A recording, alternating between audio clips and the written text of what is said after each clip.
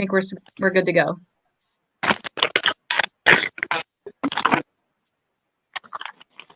Thank you both very much. We appreciate that. And being at least 6 o'clock, we call our meeting to order. And we'll first order of business is to call for additions or deletions to the agenda. And we do have Scott, is it Mertens, I believe? Mertz, just like Hertz. So Mertz, I'm sorry. Yep. The printing is real fuzzy on my screen. So. Anyway, Scott would like to present from Mid-Michigan College. And so with somebody's permission, if you'd like to make a motion, we could amend our agenda to accept a presentation from Scott. So moved. I'll make a motion. Okay, I heard a motion to support. Sarah, did you get that? Yes, thank you. Okay. So with that, all those in favor, I guess we'll respond to Sarah. So if you would, please, Sarah. Thank you. Commissioner Allman, Yes. Harrington, Mapes, Yes. sorry, Mayor. Mott, Yes. Piccolo, Yes. Pitts, Yes. Stahl. Yes. Thank you. Okay, thank you, Sarah, and thank you, everyone. We now have an amended agenda. So our next item will be roll call. Sarah, I presume you have done that? Yes, sir. Okay. All set. And then we will now do the Pledge of Allegiance. So if everyone would please rise and join me in reciting the pledge. Are you going to put up a flag or do we use our home flags this time? Here we go. Okay, Yes. perfect. I pledge allegiance to the flag of the United States of America, And to the to the republic which it for which it stands, stands, one one nation, nation, under under God, God, indivisible, with liberty and and justice justice for for all. all.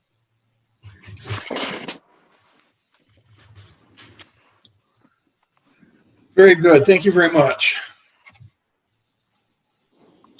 Okay, so back this way. Next up, we entertain a motion to approve the minutes of the September 8th, 2020 regular meeting. Your pleasure there. Move approval.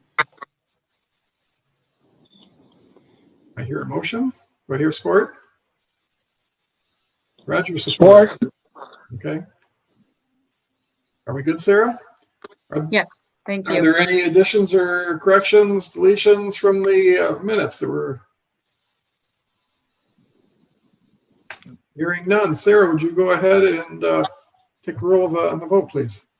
Thank you. Commissioner Harrington is absent. Mayor Yes. Mott, Yes. Piccolo, Yes. Pitts, Yes. Stahl, Yes. Allman. Yes. Thank you. Okay, the motion is carried. So thank you very much. Next up is request for purchase. We have consideration of a resolution to approve a request for purchase of 200 tons of salt at $64.48 a ton from the Detroit Salt Company, LC, for the upcoming winter season. Your pleasure. Move approval. Support. We have a motion and support. Are there any comments or questions? Any comments from staff? David? Nope, this is just our annual salt purchase for the lead-in for every year. We get a better rate buying it this early in the season, and sometimes we get it right on the money, and other times we have to buy it mid-season. So this is our projection for what we're going to use based on what we have used the last several years. So. Okay, let's hope for a mild winter for this place. Any other comments or questions? Okay, hearing none. Sarah, if you would take the vote, please. Yes, thank you. Commissioner Mott, Yes. Piccolo, Yes. Pitts, Yes. Stahl, Yes. Allman, Yes. Harrington, Mayor Mapes. Yes. Thank you. Okay, thank you, Sarah. That motion is carried as well. Moving down to G, resolutions. First up is consideration of a resolution proclaiming Saturday, October 31st as Halloween in the city of Alma and setting the trick or treat hours to be between 5:30 and 7:30 p.m. Your pleasure. So moved. Support. All right, we have support for Halloween. Any comments or questions? Matt, I presume that this is, other cities seem to be doing the same thing and the health department's okay with this. You're seeing that, and then, but I'll be honest, today, some new guidelines came out from CDC. Actually, again, you read headlines instead of reading everything. There are some things about safety and precautions, but I think it will take, as we go forward, to continue to tell folks of what we mean by trick or treating. One of the biggest areas is that they don't want parties and gatherings. And so this is the idea. And it truly is about people having, either they participate or don't. Turn off your porch light, nobody will come to your house. I do know St. Louis and I believe Ithaca both did also. And it's not that we're committed to doing what they do, but I do think over the next few weeks, we'll have to continue to monitor what we're getting from the health department. As of this point, other than more warnings from the CDC, there hasn't been anything specific. Okay. And in addition to the health department, the CDC, good parenting always is appreciated and appropriate. So Definitely. any additional comments or questions on this? Hey, Matt, can we throw out some recommendations on our Facebook page with the city, you know, keeping to your own neighborhood and not being in large groups and. Yeah, I think what we'll do, if nothing changes from the standpoint of any of the orders or anything that comes out, I think we'll get within that week, 10 days and start to just pump some of that information out to folks and make sure that everybody's got good information. This kind of leads into maybe a question other people might have about the Fall Fest downtown. And that's remembering that's really student run at Alma College. And so to this point, Eric, at least as far as we talked earlier, we haven't really received anything from them as far as their planning process for that, and nothing formal yet. But I would be really surprised if we heard anything different. That kind of goes against really we're talking about gathering and the things like that. So we're getting that question along with trick or treating quite a bit. I'm sure if you have any connections, well, I know you have a lot of connections in that realm. So, you know, when you hear things, if you pass them on, I'm sure that's going to be appreciated as well. So, Yeah, I'll keep my eye out because a lot of times there'll be some Facebook campaigns and things that, you know, we can maybe. Fair and can get out. Yeah. So. Yeah, great. Okay, so I believe we had a motion and support for that. Sarah, if you would please call the vote. Thank you. Commissioner Piccolo, Yes. Pitts, Yes. Stahl, Yes. Almond, Yes. Harrington, Mayor Mapes, Yes. and Commissioner Mott. Yes. Thank you. Okay, thank you, Sarah. It looks like that has passed as well. So next up, we'll consider a resolution to ratify the purchase agreement between the Alma Downtown Development Authority and Gemini Capital 19 LLC for $5,000 to purchase the property at 315 East Superior Street. And they are intending to construct a new building in downtown Alma. So just for point of reference, that is part of the land where a building had burned a few years back. So we'll entertain a motion. So moved. Okay, we had a motion support. Roger and Larry, I believe it was. You're good, Sarah? Yes, thank you. Okay, so are there any comments or questions on this? Eric, do you have anything to add from the DDA perspective? Just that we did receive this as a donation after the fire. 315 and 319 did burn. It was caused by an arson. We came in ownership of it. The owner tried to sell as an auction. Received a bid of $500. So obviously he didn't want to go that way. So he donated it to DDA. We worked with the KEB to get it to the place where it's at with the green space right now.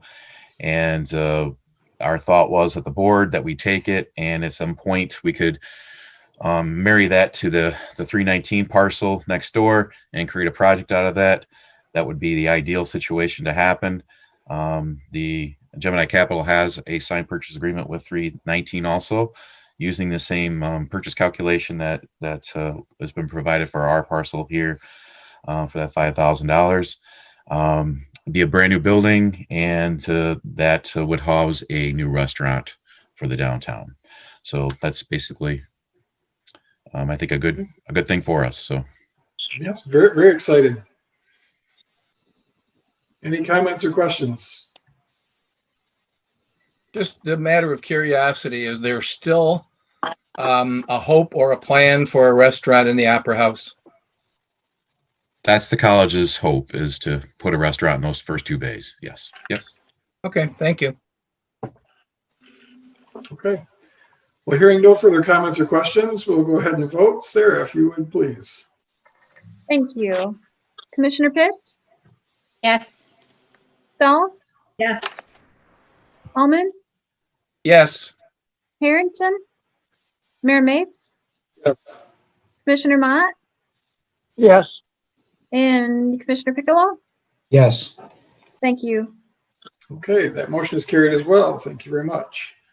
Moving on to reports. Commissioners may receive the following reports by one resolution, or any commissioner may remove any of the reports within the section for any individual discussion and vote. And tonight we have Planning Commission minutes, Finance report, and City Manager's report. We'll entertain a motion on these three. I assume Matt's going to want to pull his, isn't he? That would be up to the commission, I believe. But if that was that a motion, Roger? If Matt wants to pull his, he usually does. Yes, please. Okay. That's a good motion. Anybody supporting? Support. Okay, we have motion and support.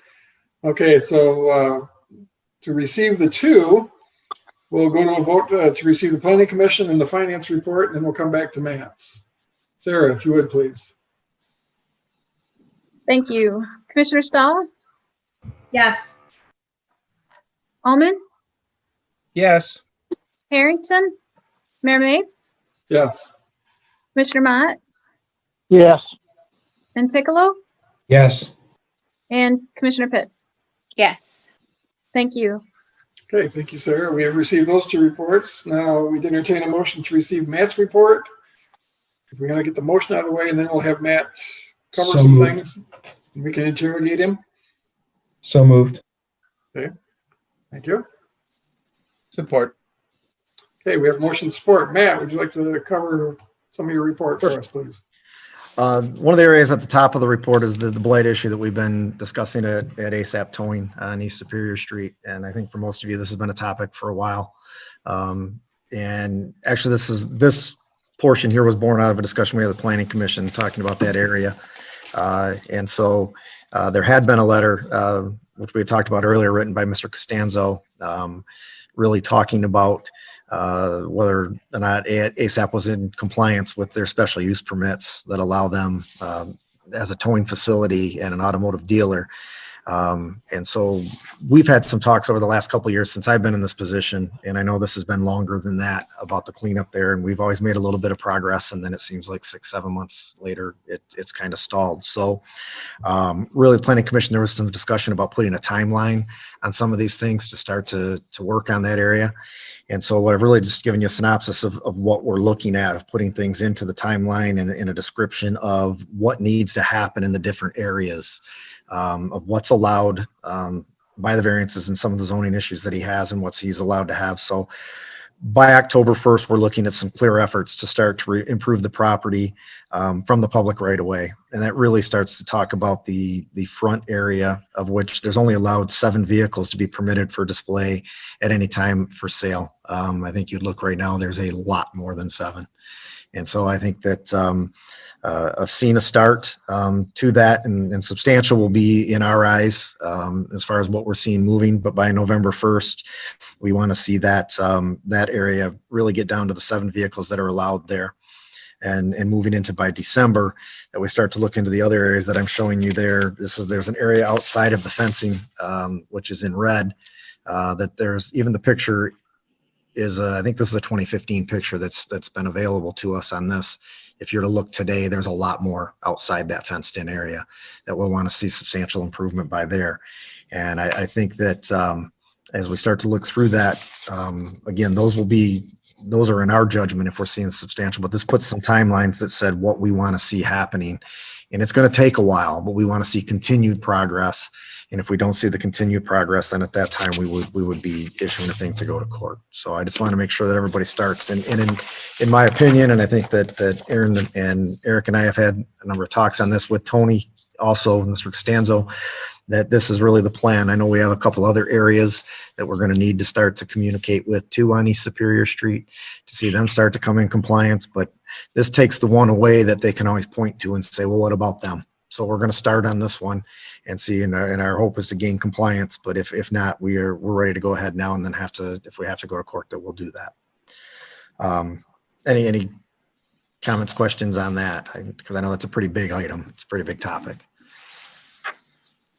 Huge item, and I think now that you've got this model, you've got this timeline laid out, is the intention to begin the steps on the next one and then the next one after that? So we're not waiting to complete one before we move on to the next one, because the list is rather lengthy. Exactly. And this one's not going to be completed quickly. What we're looking to see is movement. So that's going to be a while. So no, we will start on the other ones on East Superior Street that are out there and way before this is done. Those will get started here rather soon to get the letter. Now we've got kind of a process of we'll follow the same process to make sure that it's getting done. We're not going to wait till this is complete, because that's going to be a while. Okay. And hopefully, as you do most of the time, or as Aaron does, Aaron, Eric, most of the time, they get voluntary compliance. So hopefully some of the rest of them will voluntarily comply and be good citizens and clean up their act and move forward without a lot of fining and court costs that none of us want to really get involved with. No, and I think this really just shows we have something sitting there that people like to point to and say, what about? And so this will take, we're dealing with this. It's not about them. It's about whatever your issue is, but we're dealing with this one now. So what we ask is to gain compliance in some of the other areas. So we'll start working on that. So we'll keep you informed how that's going. Now that you have dates, so we'll keep you informed as to where we're at during these dates. Perfect. We like that. Also, I gave you early, but it's a rather large, and it's not that you haven't seen it before. I wanted to make sure that everybody had access to the PUD, the final PUD for 319 East Downey.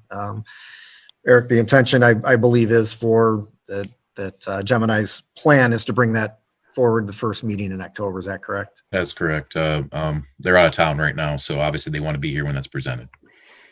So there's an awful lot to it. It's a good looking piece. I think the Planning Commission has really hard on this and seen this, and thanks to everybody for that.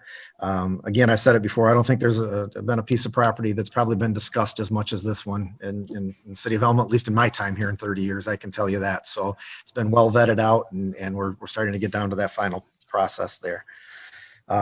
There's been question in the past about, what is the police department, how have they been involved in a lot of the social justice and the different issues that have been coming up in our time today. And want to let everybody know that Director Williams and Chief Overland were invited by the college to meet with their Diversity and Inclusion Advisory Board. And they had a really nice meeting with a lot of topics that were discussed that are very timely during this manner. And I know that's something they're going to continue to keep in touch in. So we're all adjusting day to day as to how we do our business. So it's nice to see them reach out to us. And I think that it'll be beneficial for everybody that we maintain that dialogue going forward. Eric's already talked about the sale. We've talked about Halloween. The downtown trash cans, you'll notice we're less some trash cans right now because the ones that are banged up have been taken out to be repaired. In doing that, I have Elma College football team who I think felt bad. I think I told you they feel bad because the wrestlers are the ones who are winning all the awards and getting all the accolades. And as soon as the football team's not playing at this time of year, I'm just waiting on to hear from them. They had to complete their testing that they just went through late last week. So when that's complete, I'll be grabbing them and we'll be getting down to paint those and then making sure we paint the other ones that come out. So we had some plans to replace those when COVID hit and budgetary look at. So we want these to last a little over a year. So I think we can put enough paint on them to spruce them up and make them look better over the next year. David came to me recently and asked about Christmas decorations. And it's definitely our intent to make sure they're up for this season for the holidays. But he actually asked a request if we could do that a little bit earlier than what we normally do. A couple of reasons. First of all, then we're not out there in the sleet and snow trying to put them up, but we'd like to get them started. And David, if I'm correct, it was really before we get into the heart of the leafing season where some of our guys that would be very helpful in getting these up, we can utilize their time to do that. We're not going to turn them on any earlier than we normally do, but they'll be up and ready to go. So, correct, David? Yeah, due to the staffing reductions and things with the COVID things, we don't have our full seasonal staff on. So, and because of that, and we'll need all hands on deck for leafing. So before that starts, we wanted to make sure that was done, and then we have to do some updates on them. So that's why you're going to start to see them go up within the next couple weeks. So don't be alarmed. We're just trying to be ahead. If we want them up, we want them up before leafing starts while we still have staff to do that. A little Christmas might not be bad for everybody either. Maybe we'll turn them on and have a night. Who knows? So we'll see. But thanks for bringing that to me, David. I think we can get that going. And many of you may have had a chance to see the Small Business Restart Grant Program that realistically we didn't get a whole heck of a lot in the first go around in that, but this became much more significant here in the second go around, and really Greater Gratiot and Casey Zahner worked really hard with all of our businesses to do that. We ended up with $261,500, 70 businesses that had applied and were granted. So it's been a really, really big help to everybody. I think for some of them, it really is the lifeline that we were hoping for, some that we work directly with. So it's good to see all of that get out. Overall in the county, we received about $500,000 in 150 businesses. The good thing is every business that applied got something. So everybody had a piece of this. And the last thing I put on is the Beautiful Together presentation on October 6th. I received that email from Ty.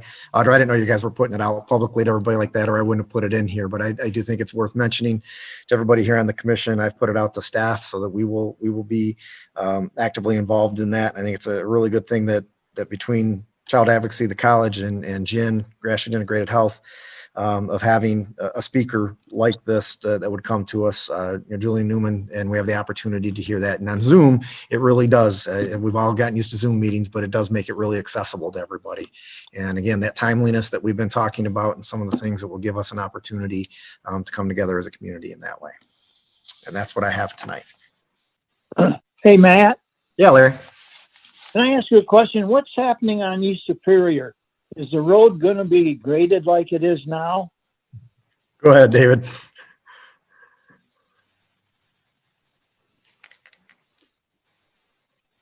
You're muted. Yeah, sorry about that. I hit the wrong button. What they're doing is going to be a thin overlay on that project. It's called a super thin overlay. What they've done is milled it. I do not have schedules as far as when they're going to do that, but they've taken it in phases, as you can see. But no, that is by far not the final product on that. Well, they're putting the fog ends up now. I'm surprised they're putting that up before they put the coating on. They might be. Larry, that says it's not going to happen in the next week or two. Otherwise, I don't know that they would have put that fog line and that stuff back down through that area.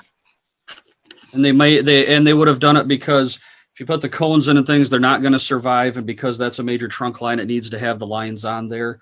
But as far as a timeline of when that asphalt goes down, I do not know. Unfortunately, we start to get into this time of year now where it goes on the asphalt company schedules on when they can get in and out. They'll also be temperature sensitive and weather sensitive. So when those lines are on there, that buys them some time to get to it. And I do know as of, I believe it was yesterday, and forgive me if I'm wrong, my day's been filled with some other things, but the east part of town is where they were working at yesterday. They're going all the way to State Road with it. That's the project boundary. Dave, can I ask a question also? Yeah. Why did they cut those like 2-foot wide trenches halfway across the street if they're going to tear it off the top anyway? Yep. What they're doing is where those were basically expansion cracks in the material where the asphalt flexes and breaks, it leaves those joints in there. They ground those out because when they put in that super thin overlay, you'll get reflective cracks very soon through that. So what they've done is grind those sections out, filled them with asphalt. Then they take the grinder, go through there, so it's all as smooth a surface as possible to do that for that overlay. Otherwise, those reflective cracks will come through within probably weeks. So buys them a little more time to try to prevent cracks, help that road surface last longer. Well, as long as it's not like Pickard to Mount Pleasant, that was like that for almost 2 years up there.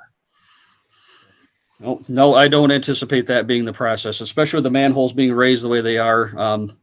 I better not get too cocky, but I think that it'll be done before fall, but no, it won't stay like that because those will be tripping hazards for the snow plows and everything else under the sun. And we'll have to reinvest in our chiropractor and dental program if they'll stay up during the winter months. Thank you. Yep. Are there any more questions? Okay, hearing none. I believe we had a motion on the table to accept the report. So Sarah, if you would please. Thank take the you. vote. All right. Commissioner Allman, Yes.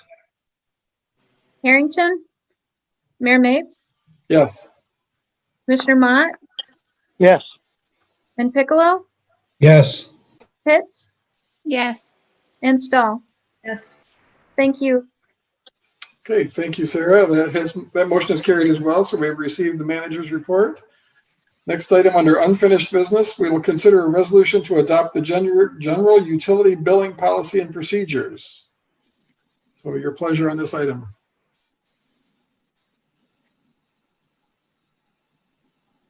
Move to adopt. I was just saying, did anybody hear me or? What are they proposing?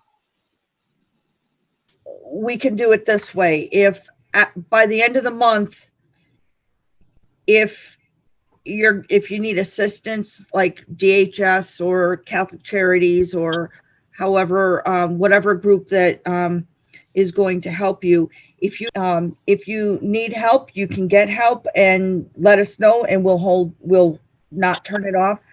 If you can't get help from DHS or some other source and you come in, we can set up some sort of payment arrangement or something, and then we would hold off on turning it off as long as you hold your end of the bargain and fulfill the payment plan.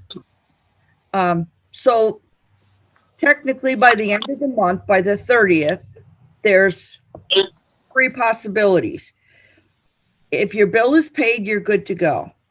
If there's an outstanding balance and you have a payment plan, you're good to go. If you have an approval letter or an acceptance letter that shows it's in process from DHS or some other organizations, you're good to go. Everybody else is going to get their water turned off by the first week of the next month. So we're still really at about the 45 days. That gives everybody the opportunity to make some sort of arrangement. Either call us, talk to the county, talk to the state, find some sort of assistance. And as long as they communicate with us, we're willing to work with them. But if they just ignore it, then we're going to turn it off. Does that sound fair? Can I go back to Sarah? Did we get a support for the motion? No. I'm sorry. Okay, Thank Audra you, is Audra. indicating support. So we do have support, and Kathy who has the first question now for Kathy, I guess. Is everybody comfortable with the new proposal? Apparently. Okay, hearing none. Sarah, if you go ahead and take the vote for us, please.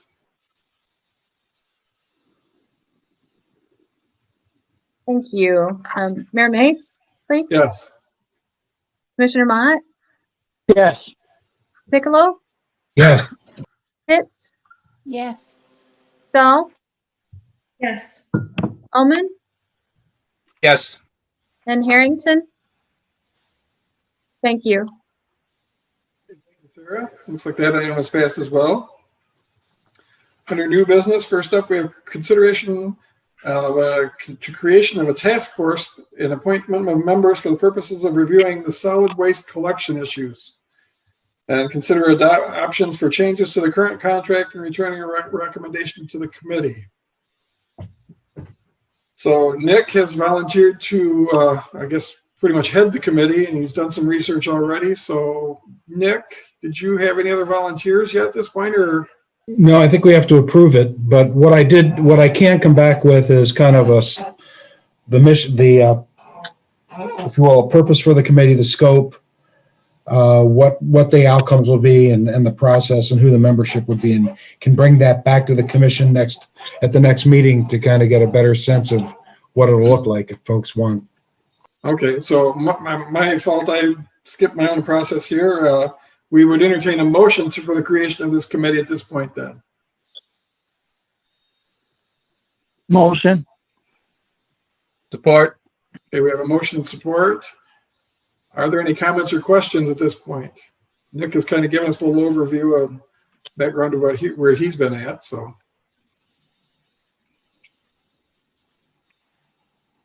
No comments or questions? I got a question. Nick, what's the time commitment to the committee? What are you looking You at? know what, Audra, I don't even know. I mean, why don't you what I'll do is put together those ideas, and then people can kick them around next time, and then we can get whoever wants to be on it can. I think we'll probably be looking at a couple commissioners and invite commissioners from St. Louis, because we're yoked together in that process. So what I want to do is have shorter meetings. It may extend a while because we're doing some research, and at some point I'm thinking, once we get the information, we want to get some citizen input in some way, either through invitation to join the committee or some other fashion. So it would take a while, although I wouldn't want it to be too onerous where we're spending our waking lives doing this. So that would be it. I would like to be on that committee with Nick. Okay, Larry. As would I. Okay, when do we have to go to, what's the limit on committee members? It would be 3. We can't go to 4 without publicly noticing all the meetings. So I guess if there's more people that are desiring to be on the committee, we can go to 4, but we'll just have to publicly notice all of the meetings. And it makes it a little more complicated, well, a lot more complicated to schedule things like that. So yeah, it kind of defeats the purpose of having a committee. I think those 3 are perfect. Your heart is not broken. Roger. Are you associating us with solid waste? Is that the deal, Audra? I was hesitant to try to join anything else, so I'm glad you guys volunteered. Thank you. I will compose it with those folks on and leave the other seats vacant, and I'll get back to you in 3 weeks. Is that okay? Okay. All right, thanks. So we have a motion on the table. Any additional comments or questions? Hearing none. Sarah, if you would please call the vote. For clarification, the motion is to create the task force and include Nick, Roger, and Larry as members. That is correct. Do you want the motion to have some kind of wording about adding other members, or just Actually, simply? you could put a word that I can come back with a fuller document on what the committee would look like and its scope at the next meeting. I can, Okay. the motion that I report back to the meeting. We'll create the committee at this point, and we'll do the rest next. If that's okay with the motion makers, and I think Larry, you made the motion. Yes, Larry made the That's motion and fine. Roger seconded. Yeah, that's fine. Yes. And Roger, okay. So we're just going to Motion. create the motion or create the committee at this point. Okay. Thank you for clarifying that. Yes, thank you. So if you would, tally the votes, please. Thank you. Commissioner Mott, Yes. Piccolo, Yes. Pitts, Yes. Dahl, Yes. all right. Almond, Yes. Harrington, and Mayor Mapes. Yes. Thank you. Okay, that motion is carried. So our second item, Scott, we're finally getting to you as the addition that we made to our agenda. And I believe Scott has a presentation on behalf of Mid-Michigan College. I have to stop myself from saying Mid-Michigan Community College. Yeah, we get that a lot. Thank you very much for allowing me to come and talk to your group tonight. I do have a PowerPoint presentation. I just want to sort of tee it up for you guys.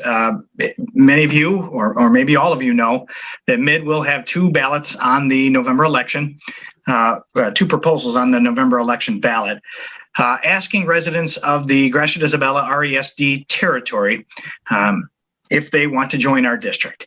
And as good stewards of the community, we want to get out to as many folks as we can to try to educate folks, let them know what this means, what are the benefits, what are the costs, and just sort of how annexation works, because it doesn't happen very often in the state of Michigan. So that's what I'm here to do. Certainly as we go through this, if you have questions, you can stop me and ask, or at the end, there'll be plenty of time for that. Let me just sort of tee this up. Not quite yet. Hang on a second. It's not what I wanted to do. Zoom sometimes is a little bit finicky when it comes to presentations. There we go.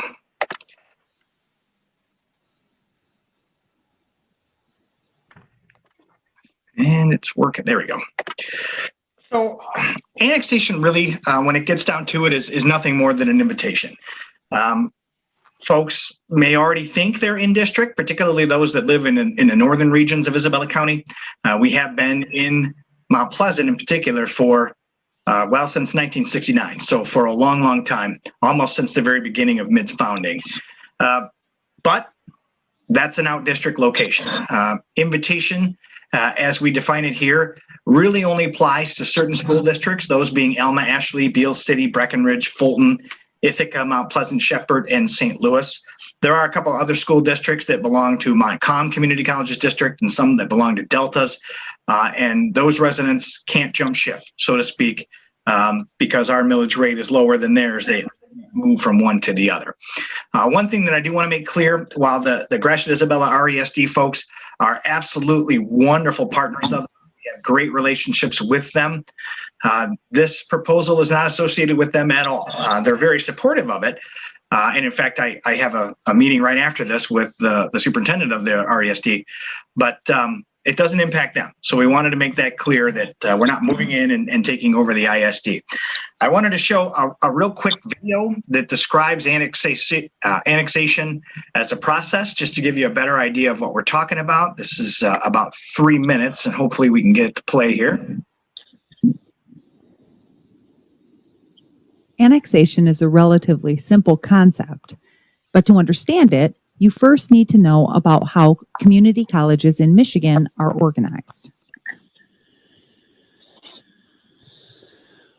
Each of Michigan's community colleges was chartered to serve a specific geographic area.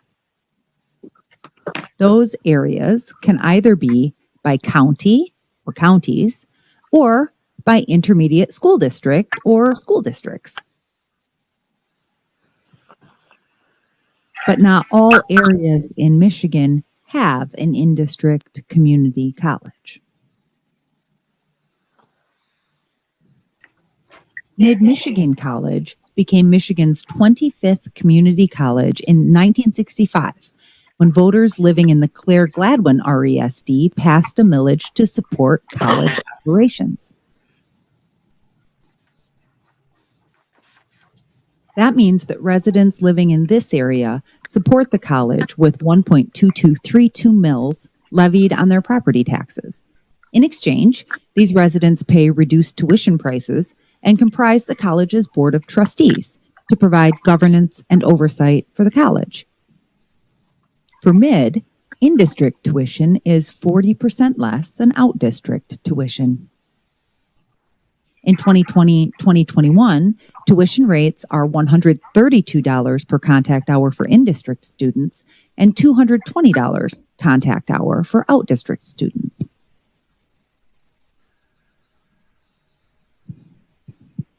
According to the Community College Act of 1966, a community college's district can expand through annexation, thereby offering the benefits of reduced tuition and college governance seats to new geographic areas.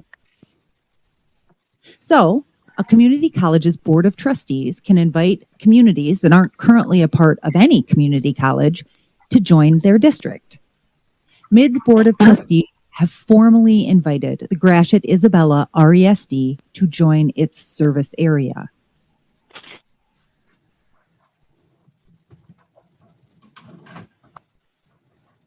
That requires that voters living in the GIRESD vote to accept annexation and the college's current millage rate of 1.2232 mills.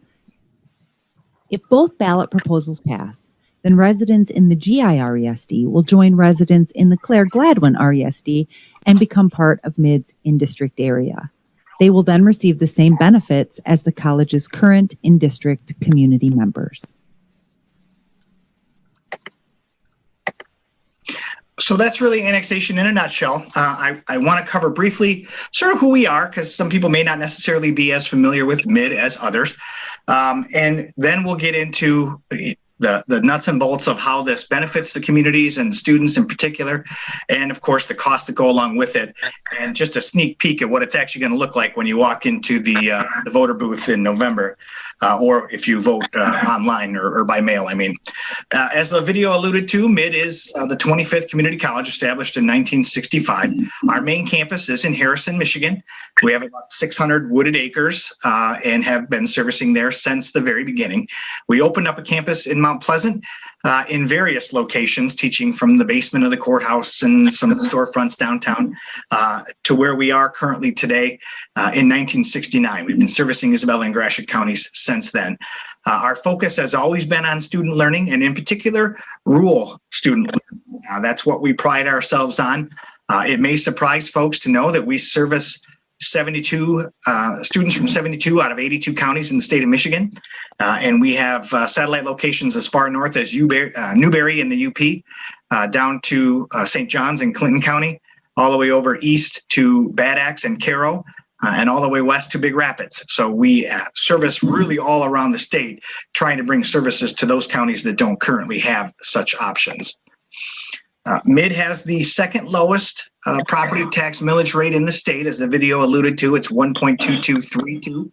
For those that are curious, Jackson is the only one that has a lower millage rate than MID. Currently, this fall, right now, we're servicing about 1,100 students from the Gratiot Isabella RESD area. That actually makes up just over a third of our student population come from that geographic area. And the two pie charts here are meant to describe how community colleges are funded. The state has their sort of wishful thinking model where it's a third, a third, a third, 3 equal parts of a pie between tuition and fees, state aid, and property taxes. The state average is on the right, and it gets somewhat close to that. Obviously, the state aid part has shrunk over the years. That's not surprising, and tuition has inched up a little bit. MID is actually on the left, and as you can see, we're way out of whack. 64% of our budget is built on tuition and fees, which is a difficult model to sustain. Whoops, wrong one. So what does annexation really mean? As the video alluded to, if annexation is successful, students will pay 40% less in tuition than they already pay. Right now, it's $132 per contact hour for in-district students. It's $220 for out-district students. This would generate some revenue for MID, $3.11 million. However, on the next slide, I'll detail how much money students will actually save by switching it from out-district to in-district. So we will no longer collect a premium rate. And actually that the revenue that MID collects will actually go down and is actually distributed to students through tuition reduction. And while I'm on that, talking about that, that is one of the main benefits for students. As I mentioned earlier, we service about 1,100 students already right now, including 15 dual enrolled students from Allen High School. From the Isabella Gratiot RESD territory, they currently are taking approximately 10,500 contact hours. If annexation were to occur right now, for example, and we change the rates for those students from the out district to the in district rate, collectively those students would save about $924,000. So when you factor those in across 2 semesters, students save approximately almost $2 million, which comes out of the 3.11 that MID would generate. So it's actually closer to about $1 million that MID generates, and $2 million back to the students through tuition reduction. We did have in gearing up for this endeavor, an economic impact study commissioned by EMSI, the Economic Modeling Study Incorporated, and they found that MID students receive an 18.3% return on their educational investment. I wish my portfolio had an 18.3% return, that would be great. That's certainly higher than the stock market, and of course, much higher than a general savings account. And mid graduates on average, I should say, earn $8,200 more per year than a student with a high school diploma. So there are certainly incentives for students for this to pass, no doubt, and the families that are assisting them. But there's also benefits for the community as well. Mid really truly is an economic powerhouse. We have an economic impact of $69.2 million in the Michigan region every year. And believe it or not, 1 out of every 43 jobs in the Mid-Michigan region is supported by Mid and its students. So we really do influence a lot in this area economically.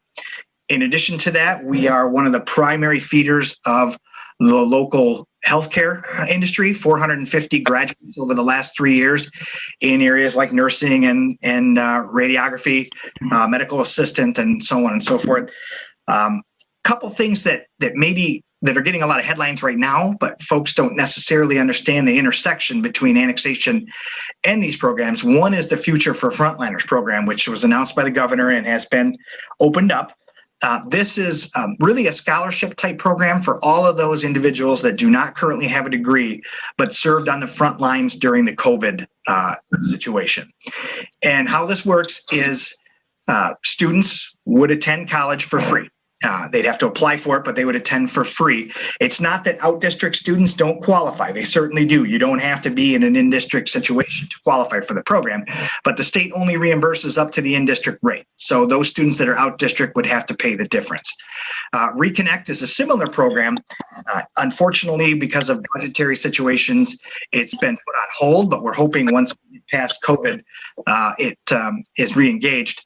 But this program, like the Future for Frontliners, is a scholarship program. This one is aimed at adult returning students 25 and older.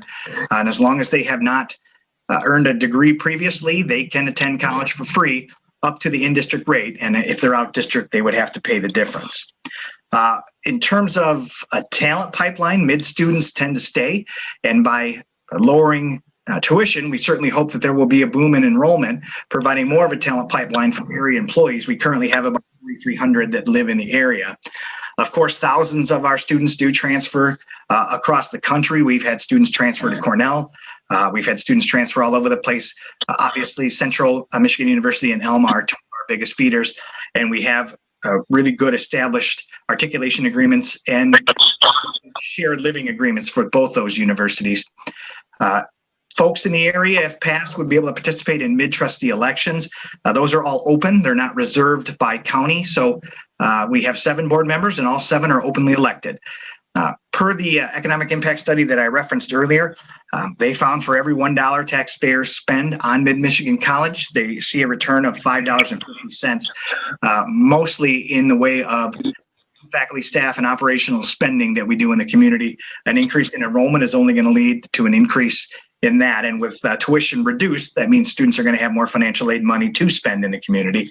And if any of you are in the market to buy a community college, Mid will cost you about $519 million. That is what the economic impact study valued Mid at, particularly with the added income that our graduates receive and other social savings like health and crime areas that come with a more educated populace. So bottom line, Mid per MC, Mid creates a significant positive impact on the business community and generates a return on investment for all of its major stakeholders, including students, taxpayers, and society. So what's it going to cost? The second most popular question we get, Mid's current millage rate is 1.2232. It was 1.5, but was reduced due to the Headley Amendment. That means for every $1,000 of assessed home value, which is not to be confused with the fair market home value, that's assessed as 1/2 of the fair market value, residents will pay $1.2232.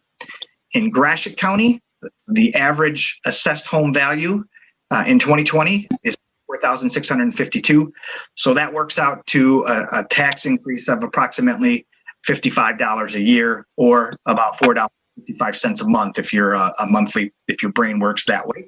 Isabella, it's a little bit more expensive, $56,661, but that works out to about $69 a year and about $5.76 a month if you think that way. Putting it another way, if a student were to attend Mid, for 12 semester hours full-time, just for 1 year, the savings between the out-district and the in-district rate would be more than 30 years worth of the assessment that we would put on people's taxes. So it is quite a return on the investment. In terms of how the ballot actually looks, there's going to be 2 proposals. This is a little bit different than what you normally see. That being said, really the first one is, do you want to join MIDS territory? The second one is the 1.2232 mils. Both have to pass in order for annexation to occur. So if proposal 1 passes because everybody wants to join the district, but proposal 2 does not pass because nobody wants to pay the tax millage rate, then annexation fails. So in order for this to pass, both proposals have to pass. Just want to make you aware of that because this is going to look a little bit different. This is the exact language that's going to be used, but it'll look a little bit different than your standard millage request that you see on most ballots every year. That is all I have. I know I kind of rushed through things, but the good news is we do have other places to find more detailed information if you wish. One being our annexation website, midmich.edu/annexation, or you can simply email us at friendsofmidmich@gmail.com. I check that every day. So I am more than happy to field any questions that you have if you think of them later on and you want me to answer questions. That being said, I'll open it up now for any questions that folks may have. Thank you, Scott. Yes, sir. What's the first question? Who has the first question? Oh, nobody. Okay. Well, I guess I'll lead it off. I did have a question. You mentioned that you have outreach facilities from Big Rapids to, you named a number of different locations. Is there anything going on in Gratiot County, or are there any plans with that additional funding that you might have some sort of a campus operation in Elma? Yeah, I'm glad you asked that. Actually, we're entering into an agreement with Elma High School in fall of 2021, where we're going to be teaching dual enrollment classes. But even though it's primarily dual enrollment, the classes are open to anybody. All of our classes are open to anybody. We're an open access institution. So it's not just a dual enrollment student that teaches them. But we're going to be starting fall 2021, sharing space at Elma High School. And offering classes for all of Gratiot County schools. They'll use the bus schedules like we do at other ISD locations to bus students in from the local area. That's really, the school pays for those. So that's really up to a 30 credit scholarship to get students started early before they even graduate high school. So it really behooves you to do that. And we're very excited to get that started. We would have started it this fall, but again, COVID sort of pushed us back a little bit, but we will be starting in Elma High School in fall 2021. And if annexation does pass, we'll look to invest in more capital structures. At that point, I can't tell you where we would put it, but it would be somewhere in Gratiot County. Okay. And that was my second question, which you probably don't have an answer for either, is what happens to that extra $1 million? If you're going to collect an extra 3, students, you're giving 2 back to the students into tuition, sure. And there are not specific plans at this point for that extra $1 million? Well, not yet. We haven't gotten that far. All money, whatever region it comes from, goes into our general fund, and then we appropriate that appropriately out into the communities themselves. It's not like, well, the $1 million extra is earmarked for this county. It's all one fund. That being said, two of our top 3 counties in terms of student enrollment are Isabella and Gratiot. Isabella's number 1, Gratiot is number 3. Clare is squeezed in between those 2. So naturally, where we have the most number of students would be where we would primarily invest in the future. Not to count out Harrison. We did just renovate the Harrison campus. So if any of you have Clare Gladwin roots, we're not moving out of Clare Gladwin. We just renovated up there as well. I have no roots there, but it is a nice facility. I have toured it, so I've been through there. So. Great, yeah. We're hoping to building a new disc golf course this fall. So if any of you are disc golfers, head on out. Does anyone else have questions? Well, thank you very much for giving me some of your time. And if you do have questions later on, by all means, feel free to contact me at any time. I'm sure we'll do that. Thank you, Scott. We appreciate it. Thank you. Thank you, Scott. You bet. Thank you. Okay, so that completes our new business. Almost the last in that item on our agenda is appropriations. Is there a motion to pay the appropriations tonight? Move we pay the appropriations. Support. Second. Okay, we have a motion support. Sarah, if you would please tally the vote.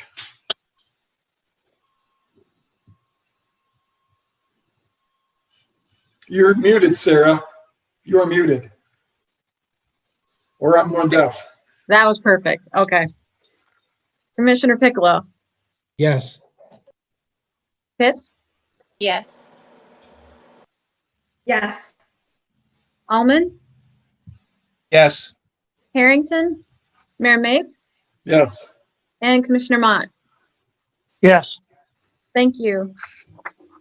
Okay, that motion is passed as well. Thank you, Sarah. Next up is commissioner comments. And I'm going to go backward this time. Larry Mott, would you go first, please? Well, the only thing I want to do is just remind everybody to sign up for the census. It's really important for our community that everybody signs up. So just take time and do it. That's it. Okay, thank you, Larry. Audra.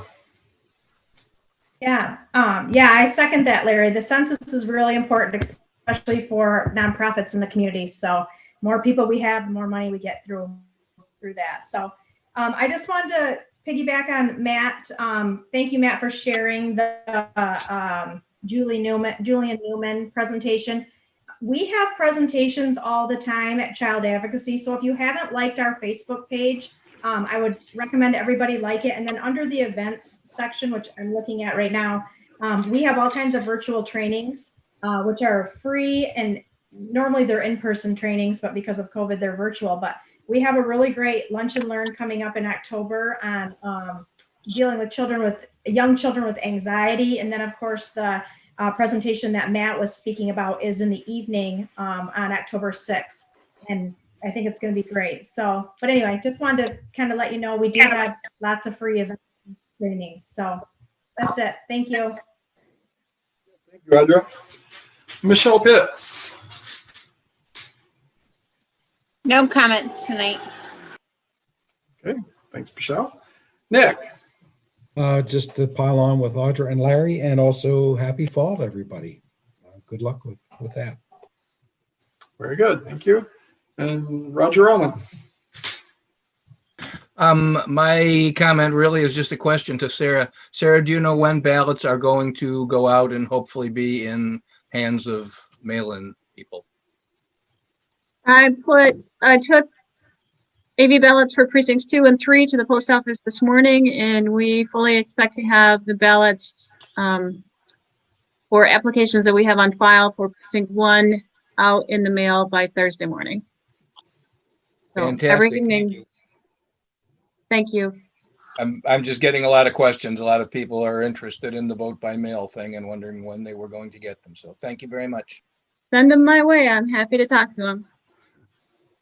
I'm sure you're very, very busy these days, Sarah. That's all right. That's what I signed up for. Yes. Well, we appreciate your work, certainly. Do you have any additional comments, Sarah? Nope. I'm all set. Nothing else to share. Okay. Matt? I'll just add in on that, our elections page on our website has a lot of that information. So we'll pump some more of that information out. And then the other thing, if you have a chance to drive by the library over at Island, we did get the other quilt up on the pavilion out there. It looks really nice. So making some progress there. Okay, thank you. And I believe Tony is not on tonight. Is that correct? He's not. Okay. So I don't have anything further to add. It's appreciate everybody coming, and we'll open it up to the public comments at this point. Is there any member of the public that would like to speak?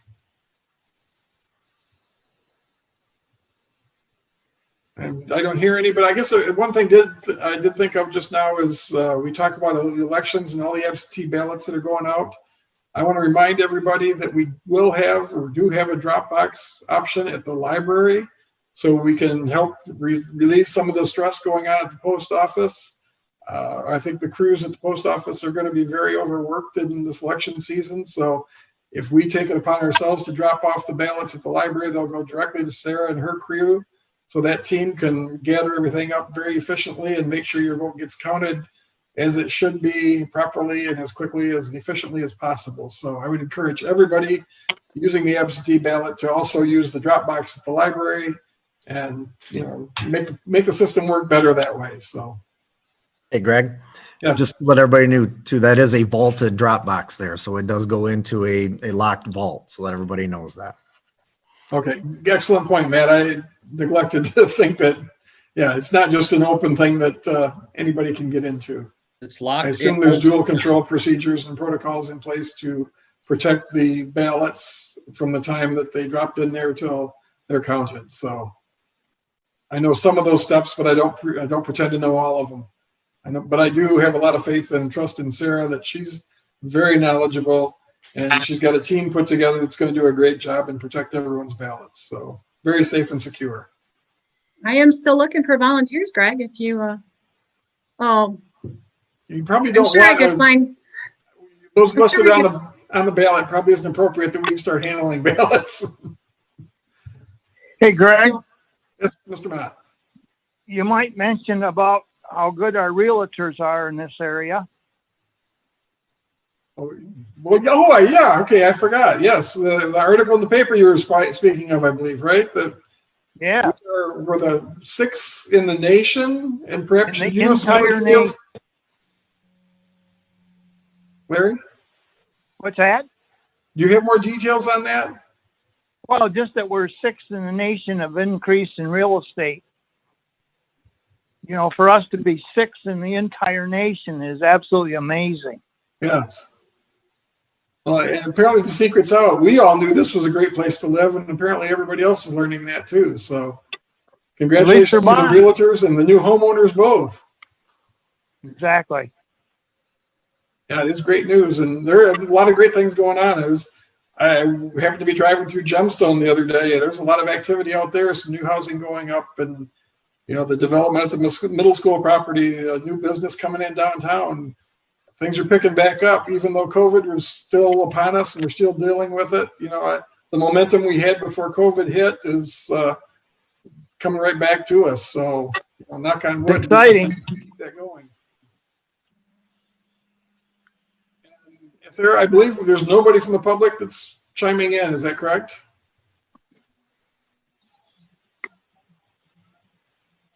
Oh. Okay. The unidentified person, if you please identify yourself and go ahead and address the commission. Hi, Greg. Can you hear me? I can hear you. The unidentified person is Tim Lambrecht. Can you hear me? I can hear you. Do you hear us? Hi, Tim. Can you hear me, Greg?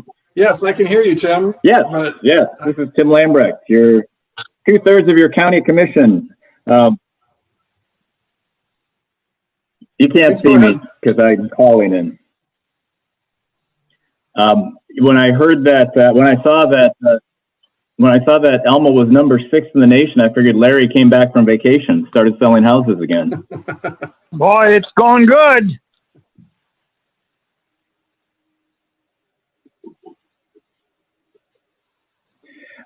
Couple things, just some updates on some things. We've been meeting as an ad hoc airport committee to, figure out a way to transition the airport to a new form of management. Eric and Matt have participated in those meetings. We've also had several of the airport users, Tracy Cordes, Jim Wheeler representing Greater Gratiot, and there's a couple pieces to this. One will be trying to figure out, what type of new organizational structure is acceptable both to the authority and to the county commission. And then the other piece is figuring out all of the things that we need to do in order to, transfer property, fiduciary responsibilities, and all that good stuff. Eric had pushed out some information from the from the current airport authority, and I was digging around and I noticed that at one point there was a decision made by the airport authority to consolidate all ownership of property in the authority. And I don't think that ever happened because according to GIS, it's still in some in the hands of the county, some in the hands of the city. So that's just one of the types of things I think that we're going to have to work on. But we've had 2 meetings. We have a 3rd meeting coming up in a week, and we're trying to plug away at this. I'd really like to get this resolved quickly. And I don't know if there's any questions on that.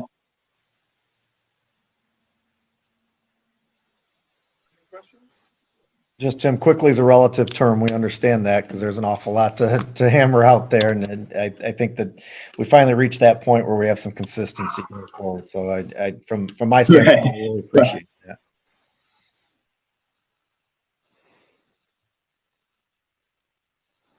Any more comments on that, Tim? Yeah, I mean, in a perfect world, we've got an election coming up and a couple of the seats. The other kind of old business item is the Parks and Rec Board has created a subcommittee to develop the grant guidelines. As you're probably aware, the Parks and Rec millage passed, and as part of that millage, now funds will be set aside for municipalities to apply for, which is something that the city has been interested in. That millage takes effect January 1, and I think the plan is to allow that millage money to build. So realistically, we're probably looking at something that's going to open for awards, end of 2021, beginning of 2022. But as those guidelines come out, I'll make sure that, you and the other municipalities are made aware of what that'll be. There's just, there's a bunch of different ways to do this, and it's really just kind of some philosophical questions that where there's no right or wrong answer. It's kind of like, do you require, the grant applicant to have, some type of funds themselves, or do you allow in-kind contributions? Do we put dollar minimums or maximums on it? So there's just a bunch of things that the committee's got to look at. The good news is we have a lot of information from when Ingham County went through this process. They had a consultant go through and survey all of the other municipalities in the state who have some type of a grant program, and I have all that information, which Ingham provided me, which the subcommittee has, and so I'm confident between that and kind of knowing what the Gratiot Community Foundation does, we'll come up with something that works. And then probably the final newsworthy thing is we did approve our fiscal 2020-2021 budget. It's not a whole lot different than previous budgets. We made our final, there's $300,000 in there, which is our final payment for our OPEB fund, which is other pension employee benefits. That will be $2.3 million that we've paid down over the last 3 years to eliminate that. And, for comparison, I noticed that Isabella County had, as part of the article in the Morning Sun, the concern about their $14 million unfunded pension liability, which we no longer have or will have after this year. And we still ended up slightly in the black, even with that and with the settling of 2 employee contracts. And we also paid off the jail bond this year. So we keep paying down debt. We're doing some long put off capital improvements. We've got money put aside for the roof. And as you might guess, that courthouse roof is going to be a big expense. But other than that, it was not a whole lot different than past year's budget. So that's all I got. All right. Thank you, Tim. Does anyone have any comments or questions for Tim? Just thank you, Tim, as always. Yes, Tim, I'd like to thank you. And particularly, I'd like to thank you for your work on the Parks and Rec program that you just talked about. I know we had several meetings about Thanks, that. Roger. My pleasure. Many times. So I appreciate your efforts in making that happen.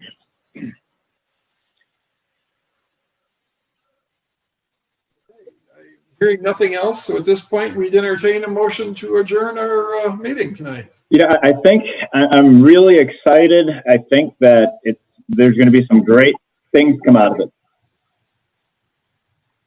I agree wholeheartedly. I think it's a good program.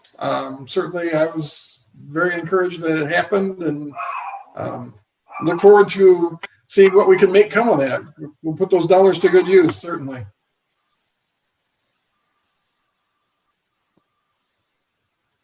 Move we Not sure adjourn. if we lost him. In any event, we will entertain a motion to adjourn if there's. So moved. Okay, Nick is supporting, I believe, with a hand wave. So Sarah, if you would tally the votes, please.